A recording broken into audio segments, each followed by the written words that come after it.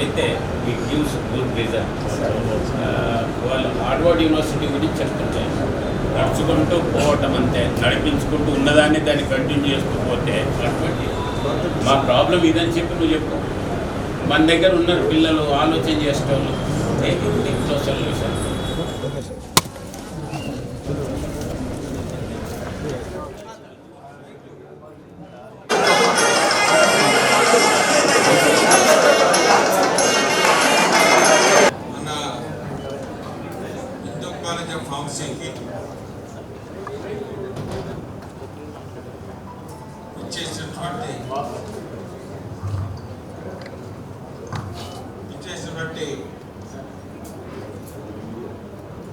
ఇచ్చేసినటువంటి పెద్దలకు అట్లనే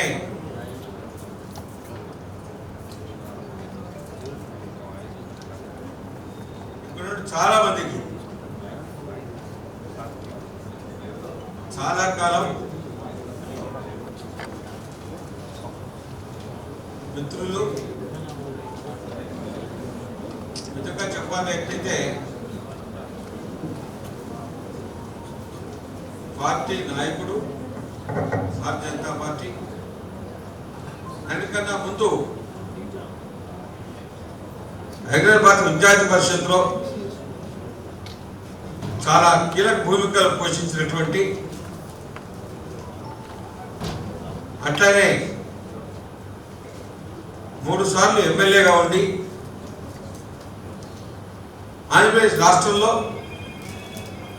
ఒక నేషనల్ పార్టీకి అధ్యక్షుడుగాను, కేంద్రంలో సెక్రటరీగాను, విద్యార్థి నాయకుడుగాను, యువమోర్చా నాయకుడుగాను, సోషల్ సర్వీస్ యాక్టివిటీస్లో చాలా ముందంజలో ఉండి ఒకప్పుడు ఉస్మానియా యూనివర్సిటీని అందరికీ తెలియదు, కనకన పుట్టించి రణరణం చేసినటువంటి ఒక విద్యార్థి నాయకుడు అంచెలంచెలుగా తన జీవితంలో ముందుకు వెళుతూ ఒకే సిద్ధాంతం, ఒకే భార్య, ఒకే సంస్కృతి, ఒకే నీతి, ఒకే జాతి, చొక్కాలు మార్చే పని లేదు, రంగులు మార్చే పని లేదు, రంగులంటే దూరం కానీ ఒకే రంగు వేసుకున్నటువంటి వ్యక్తి, జీవితమే కాషాయమే త్యాగం అనుకున్నటువంటి వ్యక్తి,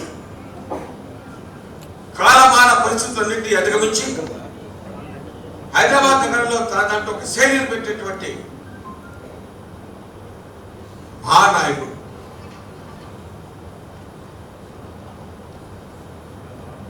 ఏం చెప్తానంటే ఒక ముద్ర వేశాడు హైదరాబాద్ నగరంలో, తనదంటూ ఒక ముద్ర వేసి తన అభినయ గళాన్ని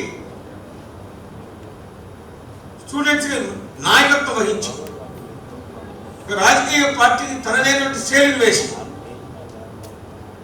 ఈ రోజున త్రిపుర గవర్నర్గా ఉన్నటువంటి మా మిత్రుడు, మా సహచరుడు, మా నాయకుడు, మా రాజకీయ నాయకుడు, మెంటార్ వాట్ నాట్ అయినటువంటి మా నల్లు ఇంద్రసేన రెడ్డి ఈరోజు త్రిపుర గవర్నర్ అవటం నాకు ఎంతో ఉదాహరణ, నా మనసు కత్తుకునే విషయం, నా మనసు ఉప్పముద్ర విషయం. ఒక నాయకుడు సిద్ధాంతం కోసం నమ్ముకొని ఉన్న వాళ్ళలో చాలా మంది అరుదుగా ఉంటారు రాజకీయాలు. అటు రాజకీయాల్లో ఉన్నటువంటి వ్యక్తి ఒక యువజన నాయకుడు కాదు, విద్యార్థి నాయకుడు కాదు, రాజకీయ పరపర నాయకుడు కాదు, భారతీయ జనతా పార్టీకి సరైనటువంటి దిక్సూచి ఇచ్చినటువంటి ప్రజలకు తెలియదు. ఎలక్షన్ డిసిప్లిన్ అంటే ఏమిటంటే మా ఇంద్రసేన రెడ్డి అని చెప్తాను. ఎలక్షన్ కమిషన్ తో ఎట్లా మూవ్ అవ్వాలనేటువంటిది నేర్పించినటువంటి వాడు మా ఇంద్రసేన రెడ్డి. డిసిప్లిన్ అంటే ఎట్లా ఉండాలి, టైం సెన్స్ ఎట్లా ఉండాలి అని చెప్పేటువంటి వాడు నాకు మా నాయకుడు నిదర్శనం. ఆయన యువమోర్చా ప్రెసిడెంట్ సెక్రటరీగా పనిచేశాం. అప్పుడు స్వయంగా చూసినటువంటి ఆయన నిరసన వాటి వర్కింగ్ సిస్టమ్ అనేటువంటి సెక్రటరీ కరెస్పాండెంట్ డాక్టర్ మసూన్ రావు గారు, ప్రిన్సిపాల్ నాగభూషణ గారు,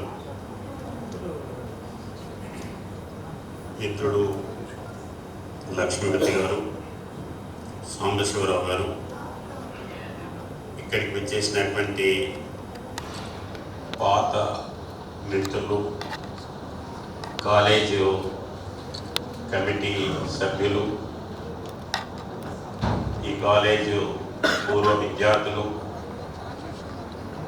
ఇప్పుడున్నటువంటి చదువుతున్నటువంటి విద్యార్థులు అందరికీ నమస్కారం.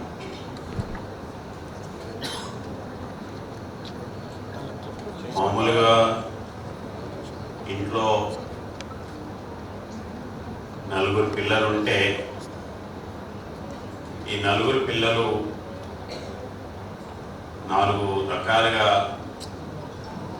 వ్యాపారం అభివృద్ధి చెందాలని ఆలోచన చేస్తాం. ఆ తర్వాత ఇంకో 4 వస్తే, మనవాళ్ళు వస్తే వాళ్ళు కూడా ఆ రకంగానే వృద్ధి చెందాలని చూస్తాం. అది కూడా పేరెంట్స్ మీద, తాతలు నానమ్మల మీద డిపెండ్ కాకుండా బతకాలని చూస్తాం.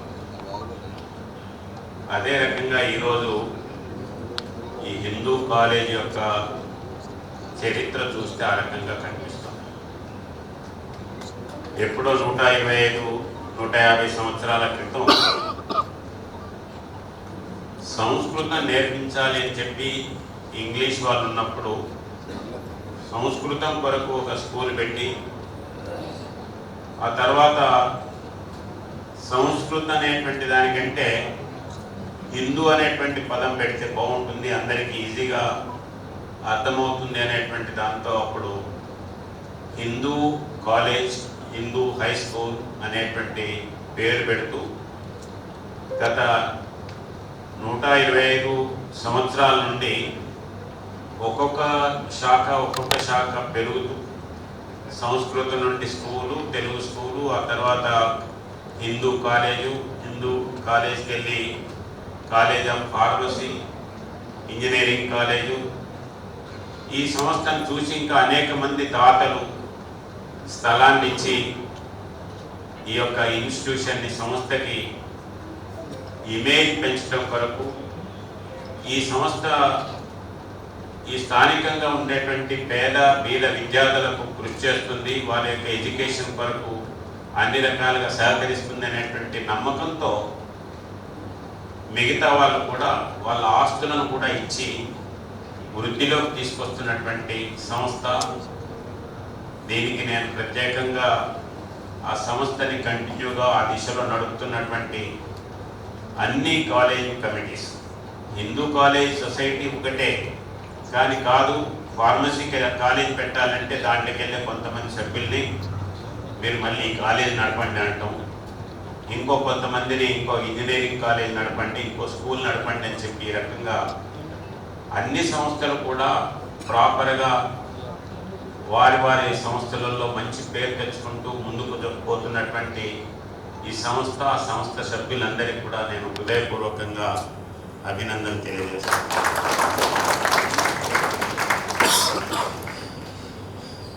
హిందూ కాలేజ్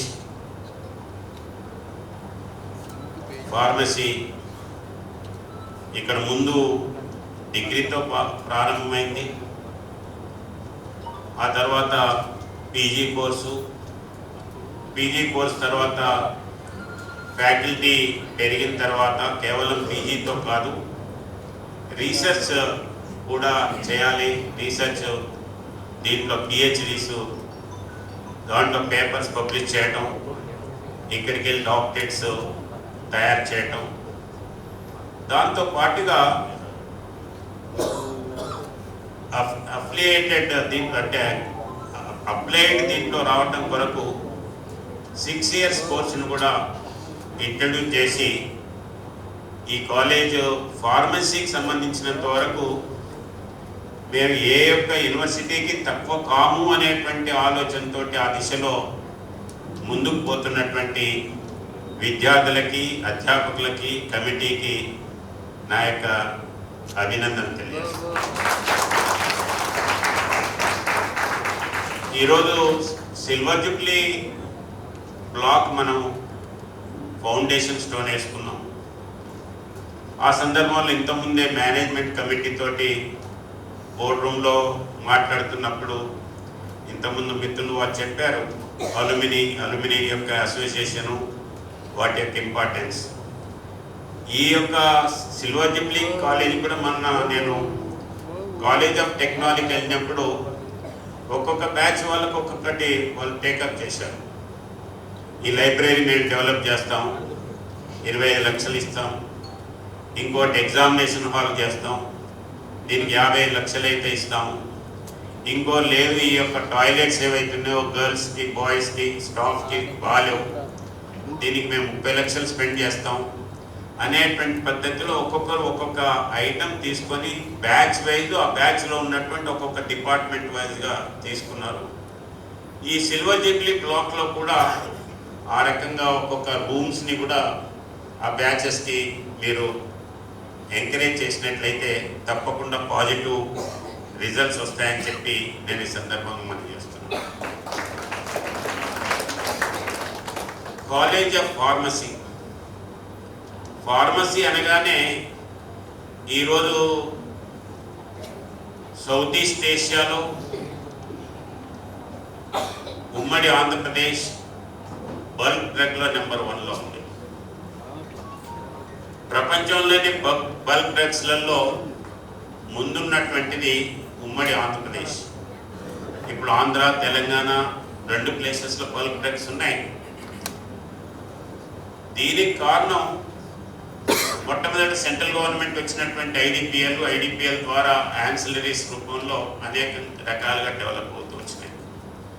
ఒక్క ఇన్స్టిట్యూషన్తో ఈరోజు ఎంటైర్ ఆంధ్రప్రదేశ్ ఒక బల్క్ డ్రగ్ ఇండస్ట్రీ కింద డెవలప్ అయింది.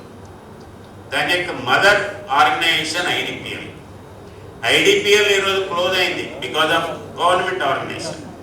కానీ ప్రైవేట్ ఇండస్ట్రీస్లో అక్కడ తయారైనటువంటి విత్తనాలు, అక్కడ మొలకెత్తినటువంటి మొలకలు వృక్షాలుగా తయారై ఈరోజు వట వృక్షాలుగా తయారైనాయి. ప్రపంచంలో ఎవరు కూడా వీటిని కాంపీట్ చేసేటువంటి స్థితిలో ఈరోజు లేదు. ఆ రకంగా ఫార్మసీకి చాలా ఇంపార్టెన్స్ ఉంది. ఈ ఫార్మసీ అనేటువంటిది మనం నేచర్లో బయటికి వెళ్ళినప్పుడు మనం అబ్జర్వ్ చేసేటువంటి దాన్ని బట్టి ఉంటుంది. ప్రతి దాంట్లో మనకు కొత్తదనం కనిపిస్తుంది. దాని మీద ఇంతవరకు రీసెర్చ్ చేయనటువంటి విషయాలు చాలా కనిపిస్తాయి. కాబట్టి స్టూడెంట్స్కి సంబంధించినంత వరకు, ఫ్యాకల్టీ మెంబర్స్ సంబంధించినంత వరకు 2 విషయాలు, రీసెర్చ్ చేసేటువంటి వాళ్ళకు 2 విషయాలు ముందు తెలిసి ఉండాలి. ఒకటి, ఏదైనా సమస్య ఉంది అని అంటే సమస్య మీద మనం సాల్వ్ చేసుకుంటూ పోయేటువంటి రీసెర్చ్ చేయటం ఒక పద్ధతి. లేదా మనకు ఒక థాట్ వస్తే ఆ థాట్ని అనలిటికల్ దీంట్లో తీసుకొచ్చి లేకపోతే లాజికల్ కంక్లూజన్ తీసుకొచ్చి దాన్ని సాల్వ్ చేయటం రెండో పద్ధతి. ఈ రెండింటిని మనం కాలేజీలో ఉండేటువంటి థింక్ ట్యాంక్ అనండి, లేకపోతే ఒక ఆలోచన బ్యాంక్ అనండి, ఏదైనా చెప్పండి, ఆ రకంగా మనం వాళ్ళ ముందు సబ్జెక్ట్ పెట్టవలసినటువంటి అవసరం ఉంది. లేమ్యాన్ అంటే ఫార్మసీతో నాకు సంబంధం లేనటువంటి విషయాలు నా దృష్టికి వచ్చినటువంటి కొన్ని చెప్తాను. ఆ మధ్య నేను ఎక్కడో చూస్తుంటే అరటి చెట్టుగా అనగానే గెల కొట్టేసిన తర్వాత ఏం చేస్తాం? చెట్టు కొట్టేస్తాం. కానీ ఒకరు చెట్టు కొట్టకుండా మధ్యలోకి నరికేసినారు. మధ్యలోకి నరికేసిన తర్వాత దాంట్లో ఉన్నటువంటి బూజు ఏదైతే ఉందో లోపల ఒక మధ్యలో తీసేసినారు. తీసేసిన తర్వాత 2 రోజులకి మొత్తం దాని నిండా మళ్ళీ నీళ్లు తయారైనాయి. ఆ నీళ్లు త్రాగుతున్నారు. ఎక్కడికి వెళ్ళి వచ్చినాయి? భూమిలోకి వెళ్ళి ప్యూరిఫైడ్ వాటర్ దాంట్లోకి వచ్చినాయి. అవి కెమికల్ దీంట్లో బాగుంటుంది అని చెప్పి రూరల్ ఏరియాలో ఉండేటువంటి వాళ్ళు దాన్ని తాగేటువంటి అలవాటు ఉంది. దాంట్లో ఏ కెమికల్స్ ఉన్నాయి, ఎందుకు వస్తుంది, దీని యొక్క పర్పస్ ఏంది, సైంటిఫికల్గా మనం ఆలోచన చేయవలసినటువంటి అవసరం. అదే రకంగా మొన్న నేను ఒరిస్సా గవర్నర్ రెసిడెన్సీకి వెళ్ళాను. గవర్నర్ రెసిడెన్స్ చాలా పెద్దది, దాంట్లో జింకల పార్క్ ఉంది. జింకల పార్క్ చూడడానికి వెళ్తే ఆ మధ్యలో ఉన్నటువంటి చెట్ల చుట్టూ ఇనప కంచేసి ఉంది. ఇదేంటే జింకలు బయటికి పోకుండా వేస్తాం, కానీ చెట్ల చుట్టూ ఎందుకు వేస్తున్నారంటే ఈ జింకలు ఆ యొక్క మొదళ్ళను తింటుంటాయి సార్ అన్నారు. జింకలు మొదళ్ళు ఎందుకు తింటాయి, దాంట్లో ఉండేటువంటిది ఏముంది, తినవలసినటువంటి అవసరం ఏముంది, దానివల్ల వాటికి లాభమా నష్టమా ఆలోచన చేయవలసినటువంటి అవసరం. అదే రకంగా ఈరోజు జంతువులు, అడవులో ఉండేటువంటి జంతువులు, వాటికి ఇబ్బంది కలిగినప్పుడు, జ్వరం వస్తే మనమంటే చెప్పుకో కదా, కానీ అవి వాటికి ఇబ్బంది కలిగినప్పుడు, అజీర్ణం అటువంటిది కలిగినప్పుడు పర్టికులర్ పోయి ఒక చెట్టును కొరికి తింటుంటాయి. మనం అందుకనే ఈ అడవులలో ఉండేటువంటి ఆర్గనైజ్డ్ ఈ పార్కులలో ఉన్నప్పుడు వీళ్ళు ఉప్పు గడ్డలు పెడుతుంటారు. ఉప్పు గడ్డలు అక్కడక్కడ పెడితే వచ్చి నాకిపోతుంటాయి. కాబట్టి ఈ ఉప్పు లేనటువంటి ప్లేస్లో వాళ్ళు ఆ యొక్క పశువులు ఆ మొలకల్ని తింటాయి. ఆ మొలకలకి ఉప్పుకి ఏ సంబంధం ఉందో తెలుసుకోవాల్సినటువంటి అవసరం ఉంది. అదే రకంగా మనం పనికిరాని విషయాలు కానీ పనికిరాని వస్తువులను చాలా అనుకుంటుంటాం, పడేస్తుంటాం. మనం ఇక్కడ గుమ్మడికాయ తింటాం, గుమ్మడికాయ తీగని ఆకుల్ని ఎండ పడేస్తాం. నేను త్రిపుర వెళ్ళిన తర్వాత మార్కెట్లోకి వెళ్తే ఆడ గుమ్మడికాయ ఆకుని బజ్జీలు చేసి అమ్ముతున్నారు, గుమ్మడికాయ కాడల్ని అమ్ముతున్నారు. ఏంటంటే కూర చేసి తింటాం. మన దగ్గర ఆ రకమైనటువంటి అలవాటు కాలేదు. అదే రకంగా పాము విషము అని అంటే బ్లడ్లో ఉంటేనే విషం అని చెప్పి మనం అనుకుంటున్నాం, కానీ పాము విషం స్ప్రే చేస్తే కూడా జంతువులు చనిపోతాయనేటువంటిది ఈ మధ్య చూసినాను. స్ప్రే చేస్తే అంటే పాము విషం స్ప్రే చేస్తే చచ్చిపోతారు అనేటువంటిది, లేదా జంతువులు చచ్చిపోతారు అనేటువంటిది ఎక్కడ సైంటిఫిక్ దీంట్లో వినలేదు నేను. కానీ ఎందుకు ఆ రకంగా జరుగుతుంది? అదే రకంగా పిట్టలు ఉన్నాయి. మనం ఇప్పుడు ఇక్కడ కాలేజ్ ఆఫ్ టెక్స్టైల్, ఇక్కడ టెక్స్టైల్ డిపార్ట్మెంట్ ఉంది. టెక్స్టైల్ డిపార్ట్మెంట్లో మనం నారకు సంబంధించినటువంటి ఆకు కానీ నారకు సంబంధించినటువంటి చెట్లు కానీ ఏదైనా ఉన్నట్లయితే దాన్ని టెక్స్టైల్ కింద ఇచ్చేస్తుంటాం. ఇప్పుడు లెనిన్ అంటాం. లెనిన్ అంటే నేను చాలా సంవత్సరాలు ఇదేదో సింథటిక్ అనుకున్నాను, లేకపోతే మామూలు కాటన్లకి వెళ్ళి వస్తుంది అనుకున్నాను. కానీ లెనిన్ అనేది చెట్టు అనేటువంటి తర్వాత తెలిసింది. అదే రకంగా మీరు పిట్టల గూళ్ళు ఎక్కడ పెడతారని అంటే దానికి కావలసినటువంటి తీగగా లాగా చేయవలసినటువంటి ఏవైతే ఆకులు దొరుకుతాయో అక్కడనే గూళ్ళు పెడతాయి. ఆ గూళ్ళు పెట్టడమే కాకుండా దాని మీద అవి పర్టికులర్ ఒక కెమికల్ని తీసుకొచ్చి పెడతాయి. అది ఎంత గట్టిగా ఉంటాయనంటే రాయి పెట్టి కొట్టినా పలగదు. కాబట్టి ఆ రకమైనటువంటి కెమికల్ ఏంది మనం రీసెర్చ్ చేయవలసినటువంటి అవసరం ఉంది. అదే రకంగా ఇప్పుడు వెదురు బొంగు ఉంది. వెదురు బొంగు నేను త్రిపురలో వెళ్ళినప్పుడు అక్కడ వెదురు ఎక్కువ, వెదురు అల్లికలు చేసేటువంటిది లేదా హ్యాండ్ క్రాఫ్ట్స్ చాలా ఎక్కువ. సన్న సన్న తీగలుగా చేసి దాన్ని అల్లుతుంటారు. దేవుని బొమ్మలు, వినాయకుని బొమ్మలు, లక్ష్మీ బొమ్మలు ఇవన్నీ కూడా సన్న సన్నటి వైర్తో చేస్తారు. అది బొంబుకు ఉండేటువంటి పైన పార్ట్ మాత్రమే, కానీ బొంబులో ఉండేటువంటి కింద ఏర్ల పార్ట్ ఏదైతే ఉందో, నేను మొట్టమొదటిసారి అక్కడ దానికి సంబంధించినటువంటిది ఒకవైపు ఏర్లు ఉంటాయి, రెండో వైపు దాన్ని చెక్కుతారు. చెక్కి వినాయకుడు, హనుమంతుడు ఈ రకమైనటువంటి విగ్రహాలు చేస్తారు. ఒకవైపు వేర్లు కనిపిస్తాయి, ఒకవైపు కనిపిస్తాయి. అంటే పైదంతానేమో పల్చటి దీంట్లో అది బెండ్ అయ్యేటువంటిది, గీక్త పోయేటువంటిది కాదు, లోపల హాలో ఉంటుంది. కానీ ఏరు వరకు వచ్చేటప్పటికి మాత్రం ఆ యొక్క కెమికల్ ఏదైతే ఉందో అది ఏర్లలో లేదు. ఏర్లలో క్రాఫ్టింగ్ పనికి వచ్చేటువంటిది ఉంది. దీనికి దానికి ఏం డిఫరెన్స్? ఇటువంటివి మనం ఆలోచన చేయాలి. తర్వాత అనేక రకాలుగా, అందుకని నేను సింపుల్గా ఏం చెప్పదలుచుకున్నా అంటే, మనం సమాజంలో ఎక్కడ పోయినా మన ఇంట్లో వండి పెడుతున్నటువంటి వాళ్ళకి కానీ లేకపోతే ఇతర దీంట్లో చూసేటువంటి దీంట్లో మనకి ఏం పనికి వస్తుంది, పనికిరాని వస్తువు అంటూ ఏం లేదు నా వరకు. దాన్ని మనం ఎట్లా సద్వినియోగం చేస్తాము, ఎట్లా యూటిలిటీకి తీసుకొస్తాము, దాంట్లో ఉండేటువంటి క్యారెక్టర్స్ ఏంటివి అనేటువంటి దాని మీద రీసెర్చ్ చేయాలి. దాని ద్వారా ఈ యొక్క ఇన్స్టిట్యూషన్ ముందుకు మొత్తం లైఫ్ హిస్టరీలో ఒక్క ఐటమ్ చాలు ఒక ఇన్స్టిట్యూట్ యొక్క పేరు రావడానికి. ఆ రకమైనటువంటి దీంట్లో ఈ యొక్క ఇన్స్టిట్యూట్ ముందుకు తీసుకెళ్తారని చెప్పి, ఆ దిశలో స్టాఫ్, స్టూడెంట్స్ వీళ్ళందరూ కూడా కృషి చేస్తారని చెప్పి, ఈ యొక్క కాలేజ్ ఆఫ్ ఫార్మసీ ఒక మంచి పేరు తీసుకొస్తుందని చెప్పి, ఈరోజు ప్రపంచంలోనే ఈ యొక్క భారతదేశం ఫార్మసీలో ఈ యొక్క డ్రగ్స్ అంటే మెడిసినల్ పాయింట్ ఆఫ్ వ్యూలో ఉన్నటువంటి డ్రగ్స్ని మనం ముందున్నాం.